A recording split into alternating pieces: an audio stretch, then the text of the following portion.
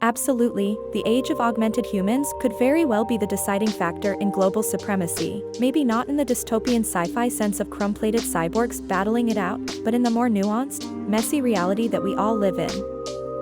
Let's break this down. When we talk about augmented humans, what does that actually mean? Right now, most people jump straight to the wild stuff, brain chips from Neuralink, robotic arms, exoskeletons. But let's widen the lens. We've been augmenting ourselves for a long time. Glasses are a vision augmentation, pacemakers an internal hardware patch, and even your smartphone is a cognitive prosthetic. We already outsource memory, attention, calculation, navigation. We could easily call this the first wave of human augmentation. Now, we're entering what I'd call the second wave, where the interface becomes more seamless. Think always-on wearables, AR overlays, direct neural links, not just devices you carry, but tools that blend with your senses, layered over your reality. Picture being able to think of a question in the middle of a conversation and have the answer appear instantly, or collaborating with colleagues over continents as if they're sitting right next to you, with translation happening in real time at a speed you can't distinguish from your own thinking. When you multiply that by an entire society, the nation or bloc that figures out how to scale these tools humanely and efficiently stands to leap ahead, industrially, militarily, creatively, even culturally. Let's get concrete. Think about doctors and surgeons. Today, a skilled surgeon can operate with the help of robots. But imagine tomorrow's surgeon. She's got a neural interface feeding her vital data on her patient, guiding her wrist for steadier incisions, and linking her to the combined knowledge base of every surgery done before. Complex procedures become faster, safer, possibly even democratized. What happens when a surgeon in Nairobi has access to the same augmentation as a surgeon in Boston? Where they're born might matter less than ever before. Or, shift to knowledge work. Right now, access to the best education, resources, and research is uneven. Augmentation could mean global parity, everyone plugged into the sum of human knowledge, language, and barriers gone. But here's the catch, it's not just about hardware. There's massive power in who controls the platforms, the data, and, let's be honest, the operating system of your mind. If, say, the US has robust, open, privacy-respecting neural tech, but another country rolls out state-controlled versions, there's a real arms race, not just for technology, but for hearts, minds, and identities. How about creativity and innovation? Think of music. Already, AI can generate passable tracks, but imagine a musician who can co-create with the AI in real time, channeling symphonies from inspiration to playback in minutes, or a designer who sketches with their brain, no tools, just pure, direct translation of imagination to screen. Now, multiply that by a city, a country, an economy. The societies enabling human-machine collaboration, rather than replacement, will unlock creative potential we can barely imagine today. But let's talk about the darker side for a second. Power always comes with a price. History tells us that new technology magnifies existing imbalances before leveling the field.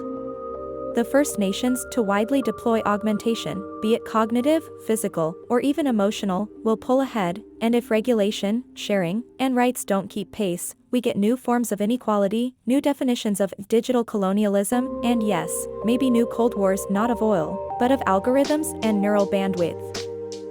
A world where one set of augmented humans literally thinks faster, remembers more, or perceives reality with new senses would not just have economic implications, it could reshape geopolitics. Surveillance, data control, propaganda, even who gets to feel human, could all shift depending on who owns and governs this tech. If you need a recent example, just think about how social media already shapes elections and global narratives. Now, imagine that influence moved from your phone into your mind, that's exponential leverage. But look at it from another angle. Whenever society has been leveled by technology, think printing press, the internet, the ultimate winners have been those who figure out how to educate, empower, and include the most people, fast. The danger is not the tech itself, it's the impulse to hoard, restrict, or exploit it. So, the real determinant of global supremacy isn't just who builds the bionics, but who distributes them, defends rights, and ensures access. There's also the question of what supremacy means. Traditionally, it's been economic or military power. But imagine a future where equality of life is the most valuable export a country can offer. If, say, Scandinavian countries pioneer ethical augmentation, balancing privacy, autonomy, and well-being, maybe they become magnets for global talent. Or perhaps countries with strong central control can force faster adoption, but also risk rebellion if people feel they're being coerced or monitored. Now, let's not ignore the X factor, culture. Augmentation is never just technical, it's personal, social, even spiritual. Some societies might reject certain enhancements on ethical or religious grounds, while others embrace them wholeheartedly, building cultures around new forms of consciousness, empathy, or communication. That means what counts as the advantage might vary radically. One group maximizes productivity, another maximizes connection or happiness. Supremacy could be defined not by control, but by which vision proves more attractive, sustainable, or humane. Let's return to your daily life for a minute. Imagine augmented reality overlays for mechanics, nurses, teachers, just-in-time knowledge, hands-free instructions, even emotional cues in tough conversations. Or, on the personal side, managing mental health with real-time biofeedback, breaking addiction through neural interventions, tackling loneliness with social overlays. Who gets these tools first? Who decides what limits, if any, should exist? Governments, corporations, or you? If we project forward, readiness matters. The countries, companies, and communities preparing their people by educating them on digital and ethical literacy, by guarding rights, by fostering innovation, will earn a sort of supremacy that's not just about economic output, but about building a society people want to be part of. And make no mistake, this will fuel the next migration waves, digital and physical, as people seek places that offer the best blend of augmentation and autonomy. In other words, the age of augmented humans is coming, but the winners won't be those with the fanciest tech, they'll be those who ask the right questions, treat augmentation as a tool rather than a weapon or a crutch, and fiercely protect human rights as everything accelerates.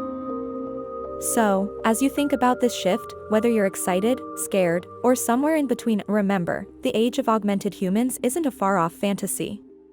It's a direction being charted right now, today, in labs, legislatures, and even on your own wrist or in your pocket. If we want to shape a future where augmentation leads to prosperity, freedom, and flourishing, rather than domination or division, it's on us to get informed, get involved, and demand the right choices from our leaders and ourselves. Thanks for joining me for this deep dive. If you want more honest conversations about the singularity, technology, and our future, don't forget to subscribe. Let's keep pushing the discussion forward, together.